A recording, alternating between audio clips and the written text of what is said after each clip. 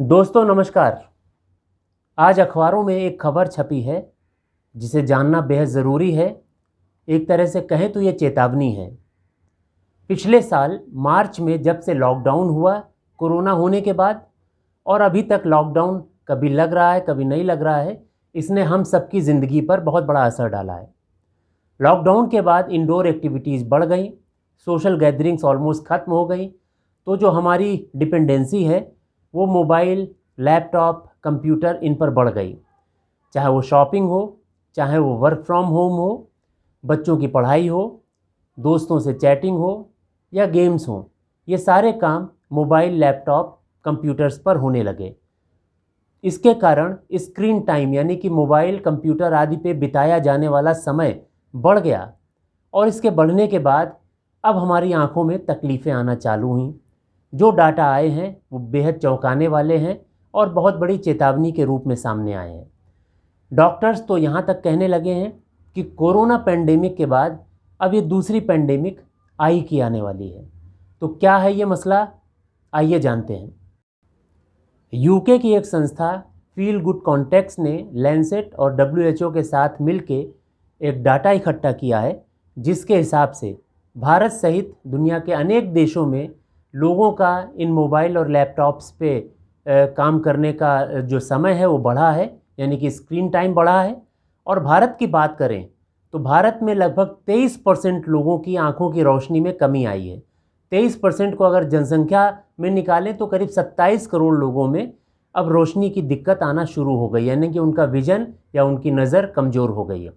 हालांकि ये 27 करोड़ केवल स्क्रीन टाइम के कारण इनकी रोशनी कम नहीं हुई है। इसके दूसरे कारण जैसे कैटरैक्ट, ग्लॉकमा या उम्र, ये भी जिम्मेदार है, लेकिन स्क्रीन टाइम का बढ़ना एक मेजर फैक्टर के रूप में सामने आया है। एक स्टडी में ऐसा पाया गया है कि औसत भारतीयों में मोबाइल, लैपटॉप, कंप्यूटर आदि पर प्रतिदिन लगभग 6 घंटा 36 मिनट बीत रहा है। वहीं हमारे पड़ोसी देश चीन का औसत 5 घंटा 22 मिनट का आया है। इस लिस्ट में टॉप पर फिलीपींस है, जिसका एवरेज 10 घंटा 56 मिनट आया है, और दक्षिण अफ्रीका का 10 घंटे 8 मिनट आया है। लेकिन भारत में चूंकि जनसंख्या अधिक है, इसलिए पीड़ितों की संख्या भी बहुत अधिक है। तो काफ़ी बड़ी संख्या भारत में नज़र कम होने की शिकायत कर रही है, और ये अपने आप में एक बहुत चौंकाने वाला डाटा आया है। इसका कारण माना जा रहा है कि लॉकडाउन और सोशल डिस्टेंसिंग में कमी आना, इस कारण से लोग घर के अंदर कैद होकर रह गए और उनकी डिपेंडेंसी इन स्मार्टफोन्स और कंप्यूटर और लैपटॉप पर बढ़ती चली गई। एक डाटा और आया है कि हर भारतीय ने औसतन 14.6 GB का डाटा हर दिन यूज किया है। तो ये अपने आप में बहुत बड़ा डाटा है, यानी कि इंटरनेट पे अब बैठना और इंटरनेट पे समय बिताना बहुत बढ़ता जा रहा है, जिसके कारण दूसरी तकलीफ़ें तो आ रही हैं, लेकिन आज की जो चर्चा है आंखों की तकलीफ़ों पर है। आंखों की तकलीफ़ें बढ़ती जा रही हैं। इलेक्ट्रॉनिक गैजेट्स पर ज़्यादा स्क्रीन टाइम से जो लक्षण आते हैं उन्हें भी जानना ज़रूरी है। ये लक्षण होते हैं सर में दर्द होना, आँखों में थकान हो जाना, डबल विज़न हो जाना, धुंधला दिखने लगना, आँखें सूखने लगना या ज़्यादा आंसू निकलने लगना। तो ये सब लक्षण होते हैं कि आपकी आँखों पे असर आ रहा है, आपको इससे बचना ज़रूरी है। बड़ों के साथ साथ बच्चों में भी इसके दुष्प्रभाव देखे जा रहे हैं। बच्चों में आँखों के अलावा उनका जो लर्निंग या बिहेवियरल प्रोसेस है उसमें चेंजेज आ रहे हैं, उनका स्लीप पैटर्न चेंज हो रहा है, उनकी नींद कम होती जा रही है, और इसके अलावा उनकी बैक और नेक की प्रॉब्लम्स भी सामने आ रही हैं। WHO ने हाल में एक रिकमेंडेशन दी है कि 5 साल से कम उम्र के बच्चों का स्क्रीन टाइम बहुत ज़्यादा मैनेज होना चाहिए। केवल एजुकेशनल पर्पस से उनको जो गैजेट्स हैं, मोबाइल या लैपटॉप यूज़ करने दें, वो भी 1 घंटे से ज़्यादा नहीं, और 2 साल से कम उम्र के बच्चों का स्क्रीन टाइम 0 होना चाहिए। अब हम जानते हैं वो उपाय जिनसे हम इस बीमारी पर कुछ हद तक काबू पा सकते हैं। सबसे पहले खाने की बात करें तो सी फूड और मीट ये सपोर्ट करते हैं आँखों को, आँखों की रोशनी कम होने की दर को कम करते हैं। इसके अलावा लीफी वेजिटेबल्स और जो चिया के सीड्स हैं ये फ़ायदा करते हैं, नट्स हैं ये बहुत फ़ायदा करते हैं। तो अपने खाने के पैटर्न में अगर इन चीज़ों को आप बढ़ाएंगे तो इससे आँखों को सपोर्ट मिलता है, आपकी विज़न ज़्यादा दिनों तक, ज़्यादा देर तक अच्छी बनी रहती है। और इसके अलावा मैं आपको 6 तरीके बता रहा हूँ जिसको फॉलो करने से जो आपके आँखों में स्ट्रेन है, आपकी जो नज़र कम होने के चांसेज हैं, इनमें काफ़ी हद तक रुकावट मिलेगी। तो इनको आप ध्यान से सुनिए और इनको फॉलो करना शुरू कर दीजिए।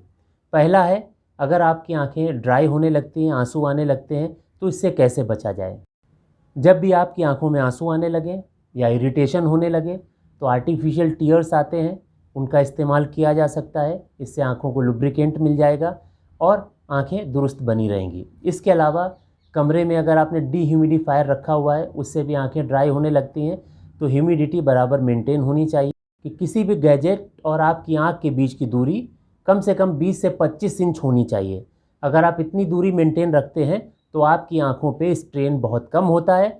और कोशिश ये करें कि जो भी स्क्रीन है या आपकी आंखों के ठीक सामने हो, हॉरिजॉन्टल, नीचे देखना या ऊपर देखना इससे नुकसान हो सकता है, लेकिन आंखों के लेवल पर अगर स्क्रीन होती है तो इससे नुकसान सबसे कम होता है।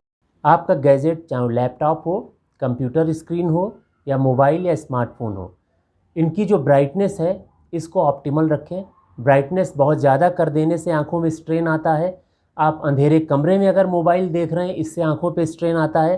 तो हमेशा याद रखें, जब भी आप मोबाइल या लैपटॉप, कंप्यूटर देखें तो कमरे की लाइट्स भी खुली हों और मोबाइल की जो ब्राइटनेस है इसको मैच कर लें कमरे की लाइट के साथ।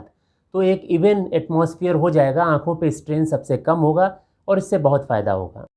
तमाम स्क्रीन ऐसी आती हैं जिनमें ग्लेयर बहुत होती है, चमक बहुत होती है, तो या तो आप एंटी ग्लेयर का इस्तेमाल करें जिससे वो ग्लेयर कम हो जाए।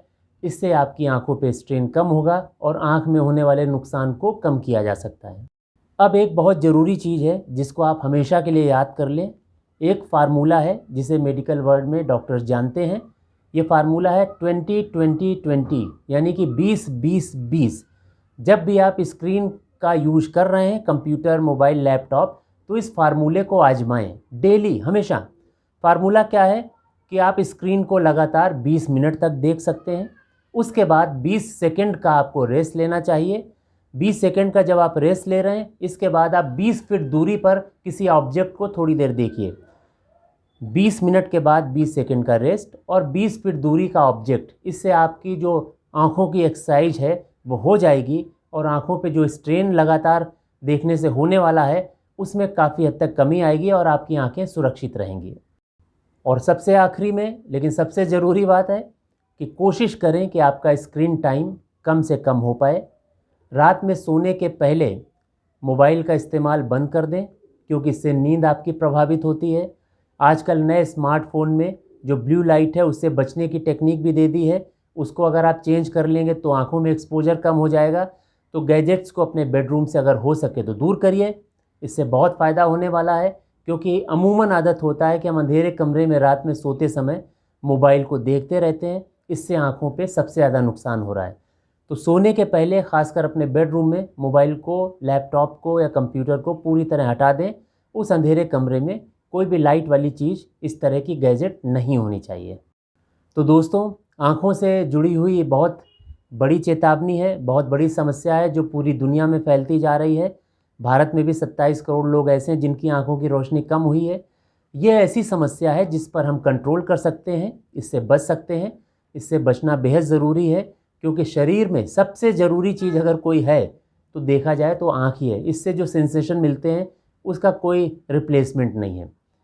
इस मसले से लेकर अगर आपको कोई सवाल पूछने हो तो आप कमेंट बॉक्स में लिख कर भेजिए, मैं कोशिश करूँगा कि सबके जवाब दूँ। और दोस्तों, अगर आपको ये वीडियो पसंद आया तो इसे लाइक करिए, शेयर करिए और साथ साथ मेरे चैनल को भी सब्सक्राइब करिए। इसमें जो बेल बटन है यानी कि घंटी-नुमा बटन है उसे भी दबाइए, जिससे मैं अपने वीडियो जब पोस्ट करूं तो इसकी सूचना आप तक पहुंच जाए। बहुत जल्दी फिर मुलाकात होगी, तब तक के लिए नमस्कार।